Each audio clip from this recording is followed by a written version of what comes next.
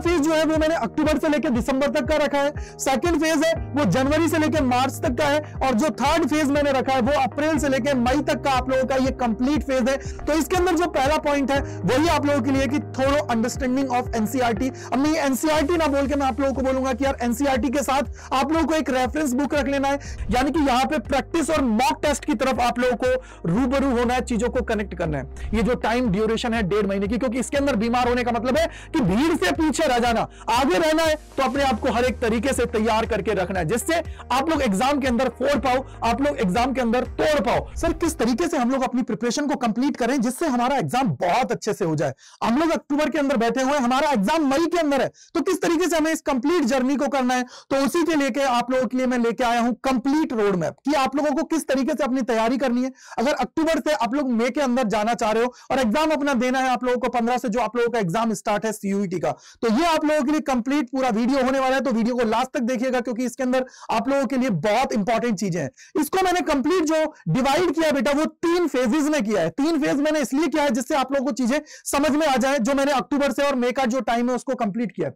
पहला फेज जो है वो मैंने अक्टूबर से लेकर दिसंबर तक का रखा है, सेकंड फेज है वो जनवरी से लेकर मार्च तक का है, और जो थर्ड फेज मैंने रखा है वो अप्रैल से लेकर मई तक का आप लोगों का ये कंप्लीट फेज है, यानी कि जो प्रिपरेशन की कंप्लीट ही आप लोगों को करनी है वो 3 फेजेस में कंप्लीट करनी है। अभी जो पहला फेज है ये बहुत क्रूशियल है, इसके अंदर आप लोगों को जो ये 3 महीने ऑलमोस्ट मैं बोलूं कि 2.5 महीना आपके पास जो है ये बहुत क्रूशियल है, इसके अंदर आप लोगों को बहुत काम करने की जरूरत है। क्या है इसके अंदर काम करने की जरूरत, चलिए देखते हैं।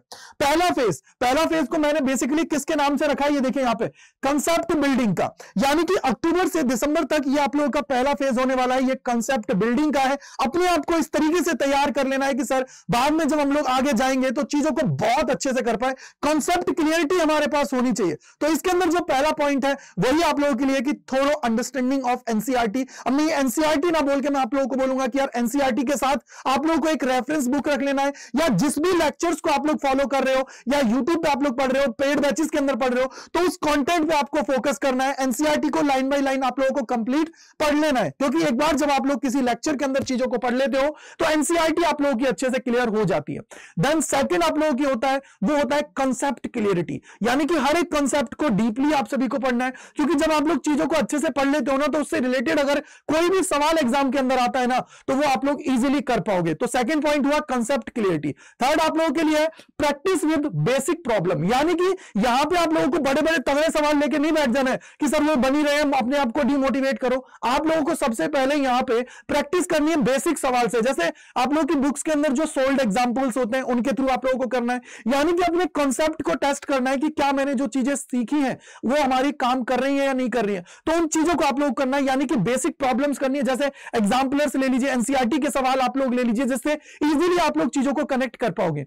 और फोर्थ पॉइंट जो है ना वो है आप लोगों का रेगुलर रिवीजन, यानी कि आप लोगों को रिवीजन जरूर करना है, क्योंकि रिवीजन आप लोग कर लेते हो तो इससे आप लोगों के लिए लॉन्ग टर्म में आप लोगों के टॉपिक्स हैं वो आपको याद रहते हैं। ऐसा नहीं है, शॉर्ट टर्म आप लोगों का नहीं है कि सर एक बार आप लोगों ने पढ़ लिया उसके बाद में अगर आप लोग रिवीजन नहीं करोगे तो वो चीजें आप लोगों के लिए प्रॉब्लम क्रिएट करती हैं। उसके पीछे का रीजन ये है कि सर वहां पे हम लोग टॉपिक्स को ज्यादा टाइम तक नहीं याद कर पाते, और बहुत सारे बच्चों का यही सवाल होता है कि सर हम लोग चीजों को रिमाइंड नहीं कर पा रहे हैं, कैसे करें, जो हमने पढ़ा है वो हम लोग भूल जाते हैं। तो उसके लिए जरूरत है आप सभी को यहाँ पे रिवीजन करना, और रिवीजन मैं बोलूंगा कि जो चीज सुबह पढ़ी है उसको शाम तक आप लोग रिवाइज कर लीजिए एक बार, और एक बार वीक के अंदर कंप्लीट उसको रिवीजन कर लीजिए, जिससे आप लोगों का कॉन्सेप्ट है वो अच्छा हो जाएगा।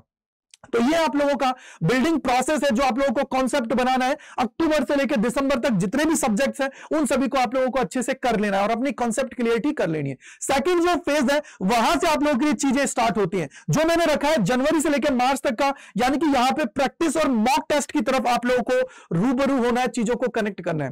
पहला जो पॉइंट है इसके अंदर वो है practice with previous year question से। अब आप लोग जब एग्जाम देने के लिए जाते हो तो आप लोगों को पहले पता होना चाहिए कि सर किस तरीके के सवाल पूछे जाते हैं, क्या एग्जाम पैटर्न होता है, जिससे आप लोग उससे फैमिलियर हो पाओ। तो इसलिए पहला पॉइंट आप लोगों के लिए मैंने रखा है प्रीवियस ईयर क्वेश्चंस। इनको जब आप लोग प्रैक्टिस कर लोगे तो एक आइडिया लग गया कि सर ये सवाल आप लोगों के हैं, इनको मैं कर लूंगा इस तरीके के अगर सवाल आते हैं तो। सेकंड, फिर आप लोगों को क्या करना है, मॉक टेस्ट की तरफ जाना है, यानी कि पीवाईक्यूज कंप्लीट, आप लोगों के कॉन्सेप्ट कंप्लीट, फिर आप लोगों को जाना है मॉक टेस्ट की तरफ। अगर मॉक टेस्ट आप लोगों ने एनरोल नहीं किया है तो मॉक टेस्ट को एनरोल कर लीजिए, क्योंकि मॉक टेस्ट जो है ना, यही आप लोगों को अपनी जो पूरी प्रोसेस होती है उसके अंदर इंपॉर्टेंट रोल निभाता है, क्योंकि यहां से आप लोगों को अपनी एक्यूरेसी पता लगती है कि कितने क्वेश्चंस आप लोग गलत कर रहे हो, क्या आप लोगों का डेटाबेस चल रहा है, यानी कि कौन सा आपका टॉपिक वीक है, कौन सा स्ट्रांग है, जिससे आप लोग अपने आप को एनालिसिस कर पाओगे।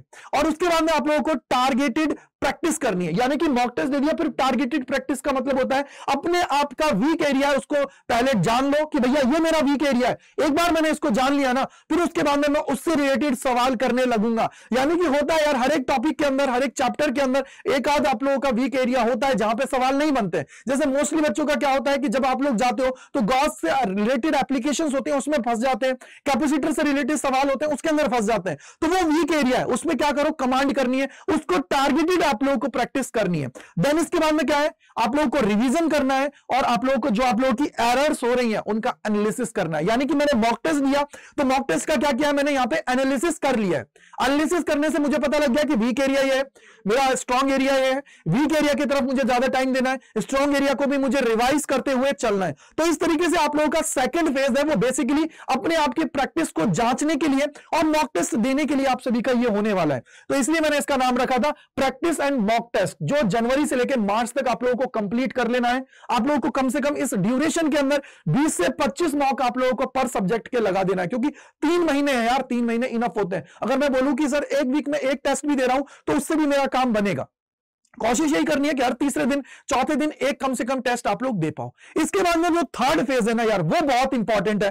थर्ड फेज जो है आप लोगों का बेसिकली वो होने वाला है अप्रैल से लेकर मई तक का, जो आप लोगों का फाइनल होने वाला है, जिसके अंदर आप लोगों को रिवीजन करना है और फाइनल अपनी प्रिपरेशन कंप्लीट करनी है। यानी कि अप्रैल से लेके मई 15 तो यार 14 तारीख तक आप लोगों को अपना सारी चीजें करके रख लेनी है। इसके अंदर सबसे इंपॉर्टेंट जो होता है ना यार, वो है आप लोगों को रिवीजन करना है अपनी सारी चीजों का। रिवीजन करने से क्या बेनिफिट है कि सर रिवीजन करने से मैं चैप्टर वाइज जाऊंगा, सारी चीजों को कंप्लीट करूंगा, तो मेरे जो कॉन्सेप्ट है थोड़े बहुत भी मैं भूल रहा हूं उन कॉन्सेप्ट को कंप्लीट करूंगा, उन कॉन्सेप्ट को अच्छे से पढ़ लूंगा। तो इसलिए आप लोगों को ये कंप्लीट करना है और पूरी प्रिपरेशन करनी है, हर एक टॉपिक को पढ़ना है, कोई चीज नहीं छोड़नी है, क्योंकि एग्जाम में यार कहां से सवाल बन जाए ना कोई भी नहीं कह सकता। सेकंड जो है वो आप लोगों को फोकस ऑन इंपॉर्टेंट टॉपिक्स। अब इंपॉर्टेंट टॉपिक्स का मतलब क्या है, आप लोगों ने पीवाईक्यूज दिए, उसके बाद मॉक टेस्ट दिए, इन दोनों को करने के बाद में आप लोगों को एक आइडिया तो लग गया कि सर सबसे ज्यादा मेरे क्वेश्चंस है वो इस टॉपिक से पूछे जाते हैं। तो उन टॉपिक्स को आप लोगों को स्ट्रांग कर लेना है, जिससे कम से कम आप लोगों का जो हाई वेटेज टॉपिक है जब वो कवर हो गया, जैसे मैं फिजिक्स की बात करता हूं तो लेंस मेकर्स फार्मूला है, उधर से सवाल बनते हैं। इसके बाद में आप लोगों का कैपेसिटर पे बेस्ड सवाल आते हैं। थर्ड में आप लोगों का जो किरचॉफ है वहां से सवाल आ जाते हैं, मीटर ब्रिज है वहां से आ जाते हैं, पोटेंशियोमीटर से आ जाते हैं। तो ये आप लोगों के वो जो टॉपिक है इंपॉर्टेंट उन पे काम कर लेना है, उनको अच्छे से कर लेना है। और फिर क्या करना है, आप लोगों को जो सीयूटी के जो सैंपल पेपर्स हैं उनको आप लोगों को लगाना है, सैंपल पेपर्स को कनेक्ट करना है। सैंपल पेपर मार्केट के अंदर भी अवेलेबल है, अड्डा 24/7 के भी अवेलेबल है, उनको आप लोग ले लीजिए, उनको अच्छे से तैयार करिए, उनको लिख के करिए और एक टाइम वॉच लगा के उसके अकॉर्डिंग आप लोगों को करना है, जिससे जब एग्जाम टाइम आता है ना यार, तो उसके अंदर हम लोग पहले से ही मेंटली प्रिपेयर हो जाते हैं। यार इस 1 घंटे के अंदर मैं जितना ज्यादा प्रेशर को अब्सॉर्ब कर लूंगा ना, उतना ज्यादा स्ट्रांगली मैं चीजों को कर पाऊंगा, क्योंकि बिना प्रैक्टिस के चीजें नहीं होती हैं यार। तो इसलिए आप लोगों को प्रैक्टिस पे काम करने की जरूरत है। यहां से आप लोगों ने देखो 3 फेजेस में आपने किया। पहले आप लोगों ने क्या दिया, पीवाईक्यूज किया जनवरी से लेके और जो आप लोगों का मार्च तक का एरिया था पीवाईक्यूज किए, फिर आप लोगों ने वहां पे मॉक टेस्ट दिए, यहां पे आप लोगों ने सैंपल पेपर्स दिए और अपनी प्रैक्टिस की। देन इसके बाद में आप लोगों को क्या करना है, अपने आप को पॉजिटिव रखना है, अपने आप को मोटिवेटेड रखना है, क्योंकि कई फेजेस आएंगे जहां पे आप लोगों के स्कोर नहीं आएगा। मॉक टेस्ट दोगे, मॉक टेस्ट के अंदर स्कोर नहीं आएगा, पीवाईक्यूज के अंदर स्कोर नहीं आएगा, तो आप लोगों को वहां पे काम करने की जरूरत है, अपने आप को शांत रखने की जरूरत है, अपने आप को मोटिवेटेड रखने की जरूरत है, पॉजिटिव रखने की जरूरत है। क्योंकि जितना ज्यादा आप लोग अपने आप को पॉजिटिव रखोगे उतना ज्यादा आप लोग स्ट्रांगली चीजों को कर पाओगे यार। बिना उसके आप लोग ये सोचिए कि आप लोग अगर अपने आप को डिमोटिवेट करोगे तो आप लोग अपना जो स्कोर है ना उसको कम करते जाओगे। अपना स्कोर जो आप लोग 200 लेके आ सकते हो उसको आप लोग 170, 180, 160 मैं बोलूंगा बहुत कम पे भी चले जाओगे। मैंने ऐसे बच्चे देखे हैं जो इस प्रेशर को हैंडल नहीं कर पाते हैं, जिसकी वजह से उनका स्कोर है वो डाउन चला जाता है। तो उसको आप लोगों को काम करने की जरूरत है। और देन लास्ट है अपने आप को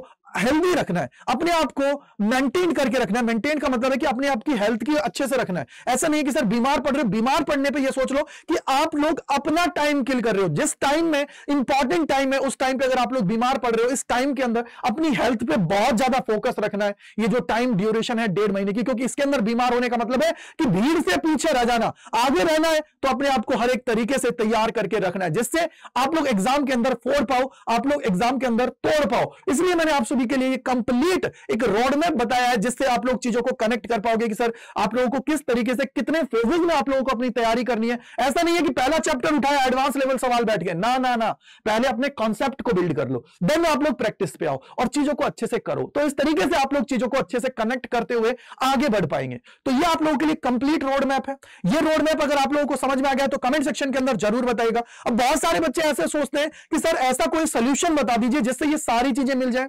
जैसे मैंने मॉक टेस्ट की बात करी, मैंने सैंपल पेपर्स की बात करी, मैंने कॉन्सेप्ट बिल्डिंग की बात करी। बहुत सारे बच्चे होते हैं जिनके कॉन्सेप्ट बिल्ड नहीं होते, चीजें नहीं हो पाती हैं। तो अगर आप लोग चाहते हो हमारे साथ कनेक्ट होना, तो हमारे साथ कनेक्ट होकर अपनी प्रिपरेशन है उसको धुआंधार तरीके से कर सकते हो, एकदम तगड़े लेवल पे कर सकते हो, क्योंकि आप लोगों को पता है अड्डा 24/7 सबसे ज्यादा 100% देने वाला प्लेटफॉर्म है। आप सभी जानते हो ये चीज। इसके बाद में जो सबसे इंपॉर्टेंट हुआ वो ये है कि अगर आप लोग चाहते हो तो आप लोग ज्वाइन कर सकते हो हमारे लेटेस्ट बैचेस को, महापैक को, जिसके अंदर आप लोगों को कूपन कोड लगाना है, वो है Y485। इस Y485 को लगाते ही आप लोगों को मैक्सिमम डिस्काउंट मिल जाएगा। फिर आप लोगों को कोई दिक्कत की बात नहीं है, ये मान के चलिए बहुत कम प्राइस में आप लोग एनरोल कर पाओगे यूजिंग द कोड Y485।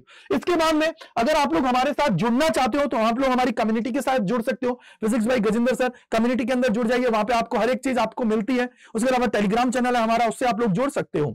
और सबसे इंपॉर्टेंट चीज, आप लोगों का बहुत बहुत शुक्रिया मेरे साथ जुड़ने के लिए और इस कंप्लीट वीडियो को देखने के लिए, क्योंकि यहां से आप सभी के जितने भी डाउट्स हैं वो क्लियर हो गए होंगे कि यार जर्नी किस तरीके से करनी है जिससे मेरा स्कोर अच्छा हो और मेरे को जो मेरा ड्रीम है, जिस कॉलेज के अंदर मैं जाना चाहता हूं, उस कॉलेज के अंदर मैं पहुंचूं। लास्ट में ऐसा ना हो कि सर मैं थोड़ा सा और मेहनत कर लेता तो मेरा एग्जाम निकल जाता। वो चीजें अफसोस हम लोगों को नहीं होना चाहिए लास्ट के अंदर। ठीक है बेटा, तो thank you so much and bye bye to all, God bless you. सभी को कमेंट सेक्शन के अंदर बताइएगा कैसा लगा ये वीडियो आप सभी को सुनने के बाद में। Thank you and bye bye to all.